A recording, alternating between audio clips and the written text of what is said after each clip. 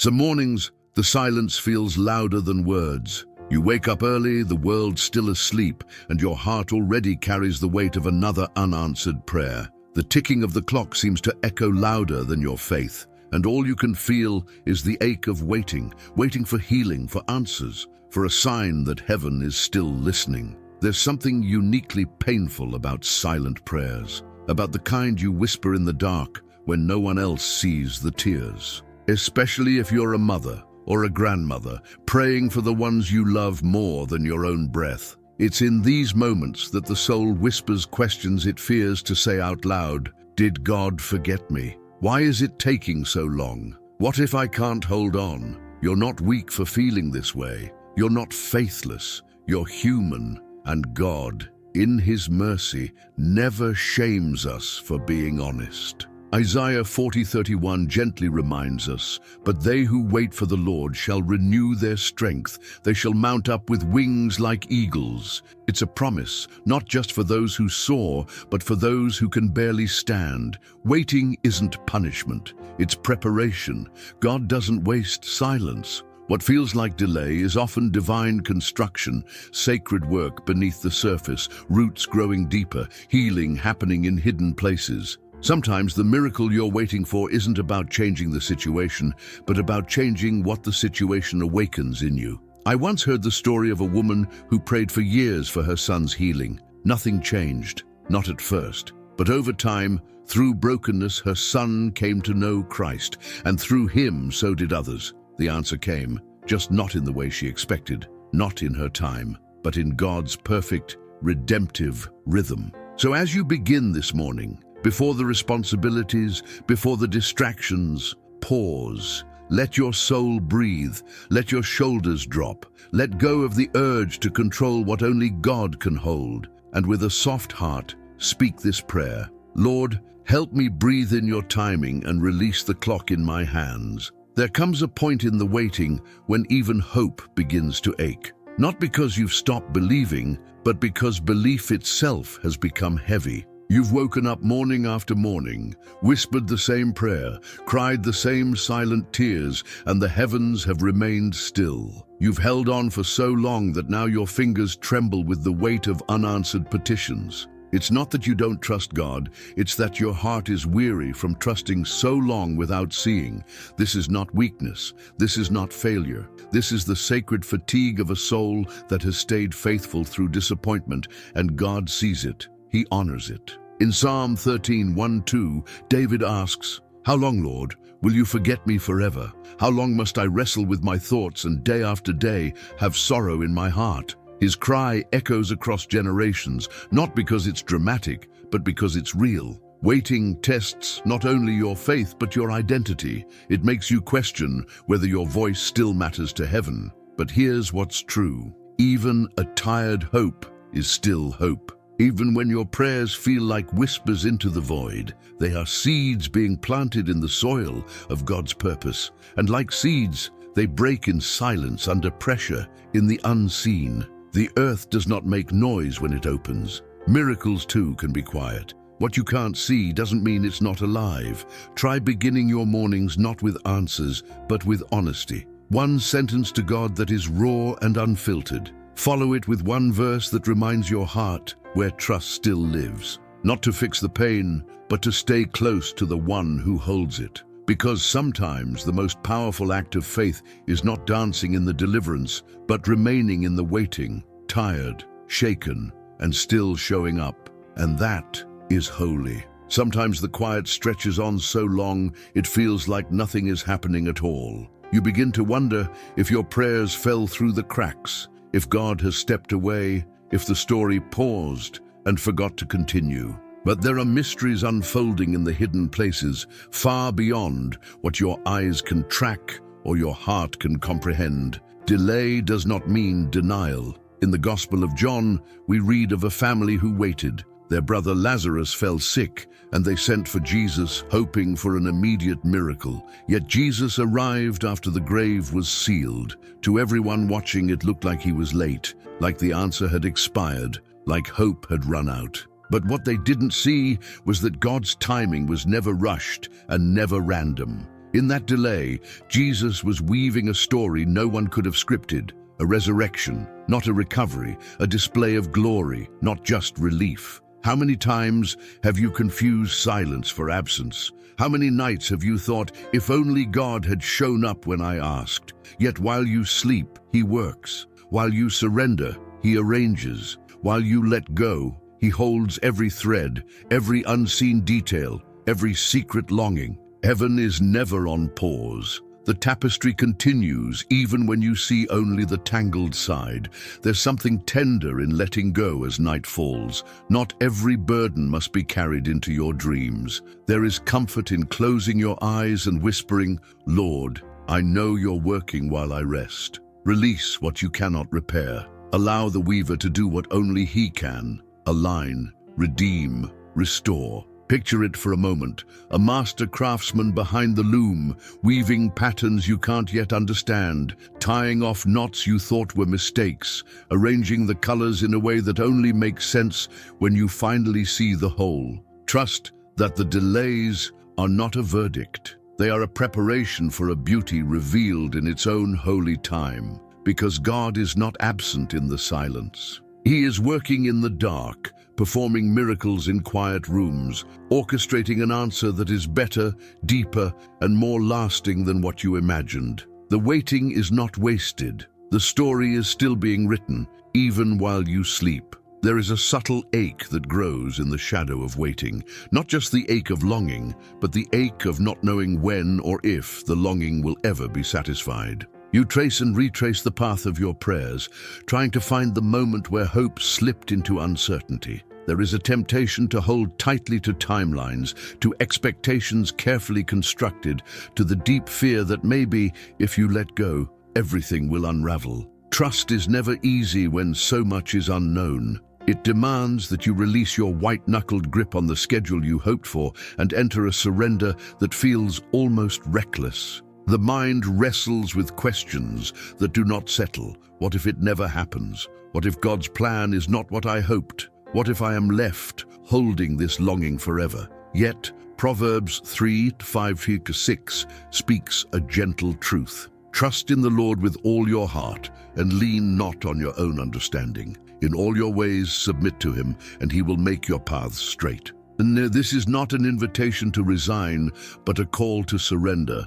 An act repeated not just once, but with every sunrise, every disappointment, every trembling new beginning. There is a strange freedom in naming what you cannot control. The list grows long, fears about tomorrow, anxieties about those you love, the ache of old wounds still unhealed. But when you bring these burdens honestly, you are not giving up. You are giving them over. You are trading a clenched fist for open hands. Surrender is not weakness. It is the courage to admit you were never in control to begin with. Picture the hands of God, steady, patient, strong. Imagine handing Him the steering wheel of your life, not just once, but as often as needed. Sometimes your hands tremble as you let go. Sometimes you want to grab back control, but the act itself is holy. It is the posture of trust that changes everything. Letting go of your timeline is not a loss. It is an invitation to let God write a better story, in a better way, at a better pace than you could ever have imagined. Even the waiting, even the uncertainty, even the risk, especially the risk, becomes sacred ground when placed in the hands of the one who sees the whole journey. There is a particular weight that settles in your chest when you watch someone you love walk through pain you cannot ease. It is a helplessness that aches in the bones, a longing to step in, to fix, to heal, to absorb the suffering so that they might find relief. Especially for a mother or for anyone who has ever stood in the gap for a family member, the heart carries not only your own sorrows, but the invisible bruises of those you love most. Every prayer for your child, every silent plea for your spouse, every anxious hope for your family's well-being becomes a silent intercession, carried through sleepless nights, held in trembling hands. Sometimes you find yourself bargaining with heaven, asking, if only I could carry this for them, if only my faith was strong enough, if only my love was enough. Yet even the fiercest love has its limits. And it is here, at this sacred boundary, that God's voice breaks through the ache. Isaiah 49:15 speaks with gentle assurance. Can a mother forget the baby at her breast? Though she may forget, I will not forget you. This is a promise deeper than instinct, more enduring than human devotion. It is the love that holds your family when you can do no more. It is the faithfulness that shelters them in places you cannot reach. There is a quiet practice, a ritual of surrender. Each morning, as you open your Bible, trace the names of those you love in its margins. Let each name become a whispered release, an act of trust, a confession that your love is great, but His is greater still. You are not abandoning them. You are placing them in hands far more capable. Like a mother bird covering her young, you offer shelter, but it is God's promise that truly keeps them safe. It is not weakness to admit you cannot protect them from every pain. It is wisdom to entrust them to the one whose love does not fail, whose eye never closes, whose care is without end. The ache in your heart is known by God. Your silent intercessions are heard, and even as you watch and wait, you can rest in this truth. They are loved, carried, and remembered always. There is a silent, secret work that takes place beneath the surface when life feels stalled and every day is marked by longing. Waiting is never passive, though it often appears that way on the outside. Inside, a quiet transformation is happening. You may not see movement in your circumstances, but something is shifting in the depths of your soul. The hours of uncertainty, the aching patience, the unanswered questions, they are the soil where character and faith take root. It's easy to believe that life is on hold until the prayer is answered, that meaning begins only when the longing ends. But God's wisdom is not measured in outcomes alone. Romans 5:3-4 whispers a hidden truth. Suffering produces perseverance, perseverance character, and character hope. What if the waiting is not only about what you will receive, but about what you will become in the process? What if every slow morning, every night, spent wrestling with doubt, every tear in the darkness is actually shaping you into someone who can carry hope with deeper conviction? The world measures progress by what can be seen, but God is attentive to what is grown in secret, the patience that builds with every new dawn, the compassion that deepens as you notice the pain of others, the resilience that emerges from every surrendered dream. Consider the pearl. It is formed not in sunlight, but in darkness, under pressure, layer upon layer, until beauty is revealed. Your heart, too, is being refined in the stillness. There is grace for the days that seem wasted. There is purpose in the waiting that feels endless. Ask yourself gently, who am I becoming while I wait? And know that the answer is not a verdict of failure, but a testimony of transformation. Even when nothing seems to be happening on the outside, trust that God is at work within, quietly, patiently, and always with love. This is the hidden grace of waiting, to be changed in the quiet, and to find that what you become is often the greatest gift of all. There are days when faith does not feel like a song on your lips, but rather a faint heartbeat echoing in the silence. Strength becomes the act of showing up, not because you feel powerful, but because you refuse to let go. Sometimes belief is not a triumphant declaration. It is a whisper, trembling at the edge of doubt, holding on to hope with the last ounce of your will. The world may tell you that real faith is never shaken, never questions, never falters. But God meets you in the honest places, the hidden valleys, where your prayers are thin and your spirit feels brittle. Mark 9:24 gives voice to this struggle. I do believe, help my unbelief. These are the words of someone who comes with empty hands, offering what little they have, trusting that God receives it all. Weak prayers are still prayers. Tears can be an act of worship. A breath taken in the presence of fear is still a step of faith. Every flicker of trust, however small, is precious to God. The light of faith does not need to be blazing to be real. A candle that flickers is not defeated by the darkness. It still gives light. It still stands. Sometimes all you can manage is a single word, a whispered still, an anchoring with me, or simply help. These small offerings are more than enough. God's strength is made perfect, not in your certainty, but in your weakness. Every time you rise and try again, every time you reach for him in exhaustion or confusion, you declare that your hope is not in your own resolve, but in the one who holds you steady. There is no shame in feeling weak. There is sacredness in perseverance, in the courage to keep believing even when belief is quiet. Let your morning begin with a breath, a word, a verse. Let it be simple. Let it be honest. For it is in those gentle, humble acts that God renews your strength and whispers, "You are not forgotten. You are being renewed." There is a gentle truth that settles when all words have faded and the world grows still again. You are not behind. You are not overlooked. You are not forgotten. The ache of waiting may feel endless, but the silence is not empty. It is filled with God's presence, nearer than your own breath, tender as a hand resting quietly over yours. Every moment spent longing, every night passed in whispered prayer, every day endured with the fragile hope that tomorrow might be different. None of it is wasted.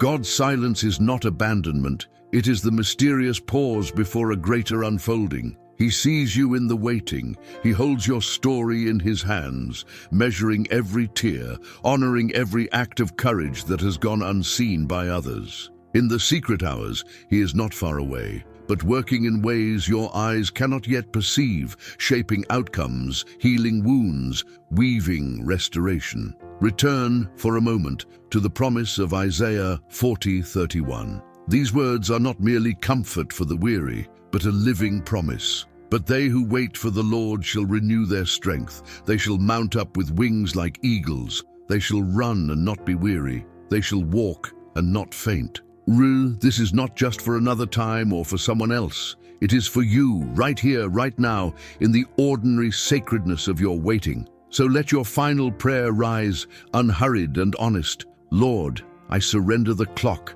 I surrender what I cannot change. I trust that you are never late, only wise. Help me wait with peace, walk with hope, and rest knowing you are near. As this day begins, let silence be your first companion. Let a single breath remind you that surrender is not defeat, but trust. Let one promise from the word anchor your heart. You are seen, you are loved, you are held. God's timing is perfect. The waiting is not a punishment, but an invitation. An invitation to be renewed, to be transformed, to discover, often in the quietest places, that you are held by the one who holds all things. And in that place, even as you wait, you are already home.